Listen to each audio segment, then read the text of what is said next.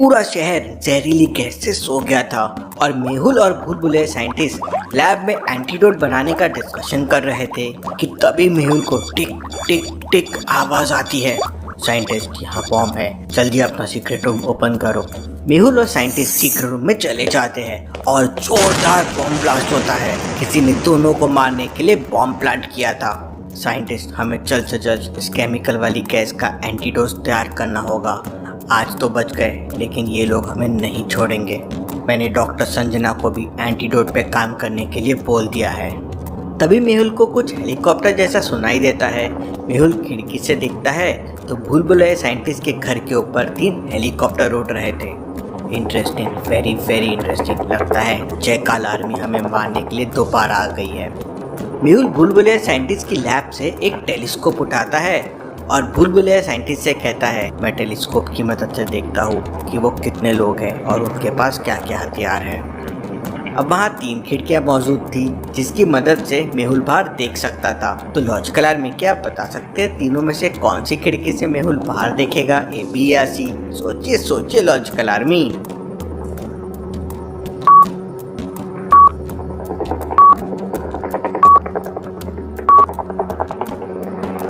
ध्यान से देखिए, पहली खिड़की के ऊपर कोई भी छज्जा नहीं है और अगर मेहुल यहाँ से झांकेगा तो वो जयकाल आर्मी को दिख जाएगा और उस पर फायरिंग हो सकती है। दूसरी और तीसरी खिड़की में छज्जा मौजूद है, लेकिन तीसरी खिड़की के बगल में एक बहुत बड़ा पेड़ लगा हुआ है और जयकाल आर्मी का हेलीकॉप्टर पेड़ के पास आ नहीं सकता और हेलीकॉप्टर से पेड़ के नीचे देखना मुश्किल भी होगा।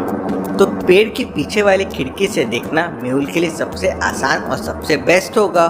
मेहुल तीसरी खिड़की में टेलीस्कोप लगाता है और तीनों हेलीकॉप्टर्स को ध्यान से देखता है तो देखता है कि बहुत सारे लोग गन लेकर तैयार थे और हेलीकॉप्टर के अंदर जयकाल का राइट हैंड सूर्या भी मौजूद था। Interesting, very very interesting.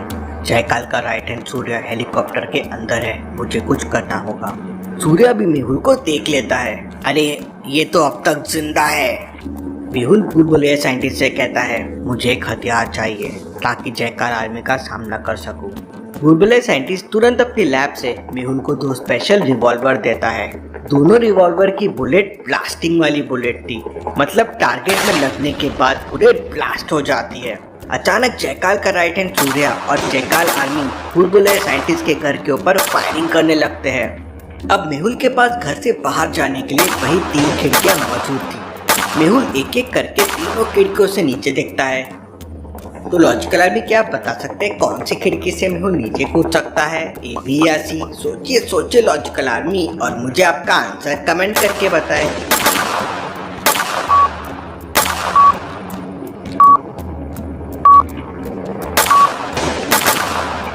पहली खिड़की के नीचे चारे का ढेर डला हुआ है। अगर मेहुल यहाँ से कूदेगा तो उसे चोट नहीं लगेगी। दूसरी खिड़की के नीचे छोटा सा नाला बह रहा है, वहाँ की मिट्टी बहुत गीली है, इसलिए मेहुल को यहाँ से भी चोट नहीं लगेगी। लेकिन पहली और दूसरी खिड़की से अगर मेहुल कूदेगा तो जयकाल आर्मी उसे देख लेगी और मेहुल पे अंधाधुंध फायरिंग शुरू कर देगी। लेकिन तीसरी खिड़की के बगल में एक पेड़ लगा हुआ है, वहाँ से जाना मेहुल के लिए सेफ रहेगा क्योंकि मेहुल इतना विजिबल नहीं रहेगा। भूलभुलैया साइंटिस्ट, मैं जा रहा हूँ, मेरे जाते ही सारी खिड़कियाँ लॉक कर दे। मेहुल तीसरी खिड़की की मदद से पेड़ पे लटक जाता है और धीरे धीरे करके पेड़ के ऊपर चढ़ जाता है। वहाँ से मेहुल अपनी दोनों गन निकालता है और छुपकर जयकाल आर्मी के हेलीकॉप्टर को टारगेट करने लगता है। मेहुल गन से हेलीकॉप्टर की पंखुड़ियों पर निशाना लगाता है। मेहुल का निशाना कभी नहीं चूकता। मेहुल गोली चला देता है और बुलेट सीधे जाके हेलीकॉप्टर की पंखुड़ियों पे लग जाती है। जैसे ही गोली उस पे लगती है, एक जोरदार ब्लास्ट होता है। ब्लास्ट होने के बाद हेलीकॉप्टर डिसबैलेंस हो जाता है और थोड़ी दूर जाकर एक पेड़ के ऊपर क्रैश हो जाता है। इसके बाद मेहुल दूसरे हेलीकॉप्टर को निशाना लगाने जाता है। तभी जयकाल का राइट हैंड सूर्या मेहुल को देख लेता है और एक हैंड ग्रेनेड मेहुल के ऊपर फेंक देता है। अपनी जान बचाने के लिए मेहुल तुरंत पेड़ से कूदता है और इतने में हैंड ग्रेनेड ब्लास्ट हो जाता है। ज्यादा ऊपर के गिरने की वजह से मेहुल के पैर पे चोट आ जाती है। और सूर्या मेहुल पे फायरिंग भी शुरू कर देता है। अपनी जान बचाने के लिए मेहुल लंगड़ लंगड़ के भागने लगता है और एक पेड़ के पीछे छुप जाता है। उधर लैब के अंदर डॉक्टर संजना जयकाल आर्मी के उन 5 लोगों का चेकअप कर रही थी जो नकली पुलिस वाले बनकर आए थे, और आलिया वहाँ बैठकर एप्पल खा रही थी और अपने मोबाइल पर डिटेक्टिव मेहुल गेम खेल रही थी।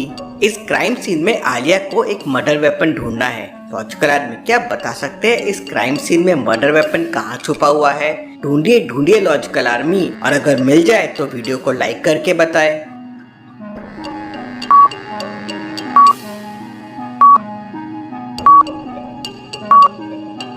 मर्डर वेपन यहाँ छुपा हुआ है, इसमें खून लगा हुआ है और डेड बॉडी में भी खून है। आलिया अक्सर अपने डिटेक्टिव स्किल्स को इम्प्रूव करने के लिए डिटेक्टिव मेहुल गेम खेलती है। आप भी अपने स्किल्स को इम्प्रूव करने के लिए डिटेक्टिव मेहुल गेम डाउनलोड कर लीजिए।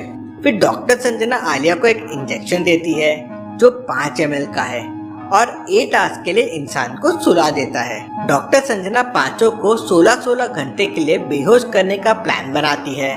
लॉजिकल आर्मी उन 5 को 16 घंटे के लिए सुलाने के लिए कितने इंजेक्शंस लगेंगे सोचिए और मुझे आपका आंसर कमेंट करके बताएं।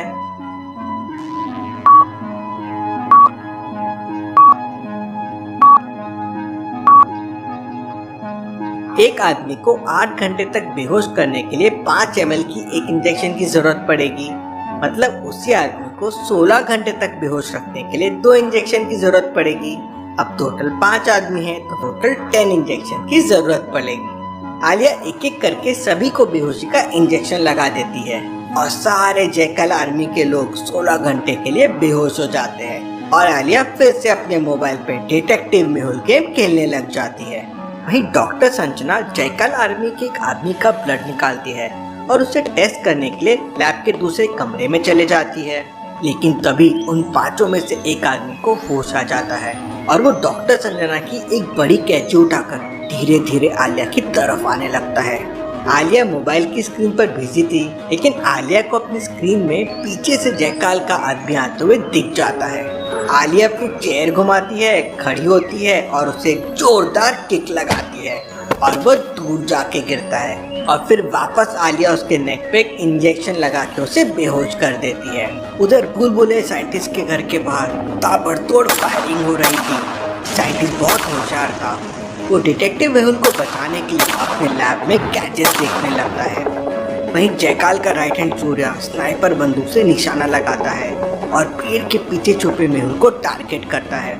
गोली मेहुल के बिल्कुल बगल से निकल जाती है। अब मुझे यहाँ से बाहर निकलना होगा, यहाँ ज़्यादा देर छुपने का कोई फायदा नहीं है और मुझे बुलबुल साइंटिस्ट को भी बचाना है, वो इस फायरिंग से नहीं बच पाएगा। मेहुल अपनी दोनों रिवॉल्वर लेके पीछे की तरफ भागता है और जयकाल आर्मी के हेलीकॉप्टर के ऊपर हवा में फायरिंग करने लगता है। मेहुल की किस्मत अच्छी थी और एक गोली जयकाल आर्मी के हेलीकॉप्टर में लग जाती है और ब्लास्ट हो जाता है। ये देखकर सूर्या को बहुत गुस्सा आता है और वो बंदूक की जगह हेलीकॉप्टर से बम फेंकने लगता है। एक बम मेहुल के पास आके गिरता है और बम ब्लास्ट होते ही मेहुल उछलकर दूर जाके गिरता है। अब मेहुल बुरी तरह से घायल हो जाता है और उसकी गन भी ब्लास्ट में हाथ से छूट जाती है। मेहुल खड़े होने की कोशिश करता है मगर वो खड़ा नहीं हो पा रहा था और उधर जयकाल के राइट हैंड सूर्या का हेलीकॉप्टर तेजी से मेहुल की तरफ आ रहा था। क्या सूर्या मेहुल को मार देगा या फिर मेहुल दोबारा खड़े होकर जयकाल के राइट हैंड सूर्या का मुकाबला करेगा? देखते हैं अगले एपिसोड में।